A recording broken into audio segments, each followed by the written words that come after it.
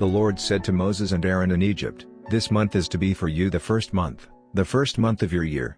Tell the whole community of Israel that on the 10th day of this month each man is to take a lamb for his family, one for each household.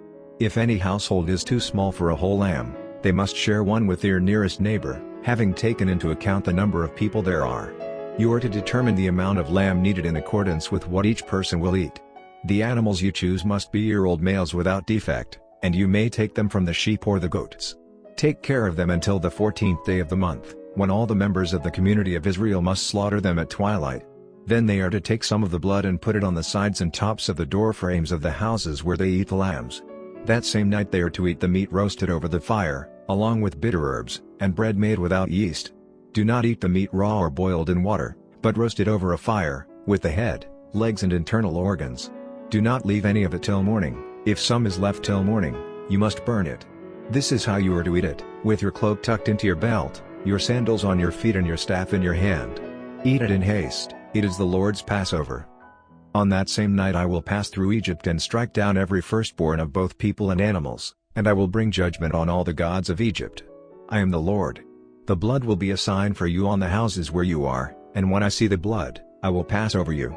No destructive plague will touch you when I strike Egypt. This is a day you are to commemorate, for the generations to come you shall celebrate it as a festival to the Lord, a lasting ordinance. For 7 days you are to eat bread made without yeast. On the first day remove the yeast from your houses, for whoever eats anything with yeast in it from the first day through the 7th must be cut off from Israel. On the first day hold a sacred assembly, and another one on the 7th day. Do no work at all on these days, except to prepare food for everyone to eat, that is all you may do. Celebrate the festival of unleavened bread, because it was on this very day that I brought your divisions out of Egypt. Celebrate this day as a lasting ordinance for the generations to come. In the first month, you are to eat bread made without yeast, from the evening of the 14th day until the evening of the 21st day. For 7 days no yeast is to be found in your houses. And anyone, whether foreigner or native born, who eats anything with yeast in it must be cut off from the community of Israel. Eat nothing made with yeast. Wherever you live, you must eat unleavened bread. Then Moses summoned all the elders of Israel and said to them, "Go at once and select the animals for your families and slaughter the Passover lamb. Take a bunch of hyssop, dip it into the blood in the basin and put some of the blood on the top and on both sides of the doorframe. None of you shall go out of the door of your house until morning. When the Lord goes through the land to strike down the Egyptians, he will see the blood on the top and sides of the doorframe and will pass over the doorway, and he will not permit the destroyer to enter your houses and strike you down. Obey these instructions as a lasting ordinance for you and your descendants. When you enter the land that the Lord will give you as he promised, observe this ceremony. And when your children ask you, 'What does this ceremony mean to you?' then tell them, 'It is the Passover sacrifice to the Lord, who passed over the houses of the Israelites in Egypt and spared our homes when he struck down the Egyptians.'" Then the people bowed down and worshipped. The Israelites did just what the Lord commanded Moses and Aaron. At midnight the Lord struck down all the firstborn in Egypt, from the firstborn of Pharaoh, who sat on the throne, to the firstborn of the prisoner, who was in the dungeon, and the firstborn of all the livestock as well. Pharaoh and all his officials and all the Egyptians got up during the night, and there was loud wailing in Egypt, for there was not a house without someone dead. During the night Pharaoh summoned Moses and Aaron and said, "Up! Leave my people, you and the Israelites. Go, worship the Lord as you have requested.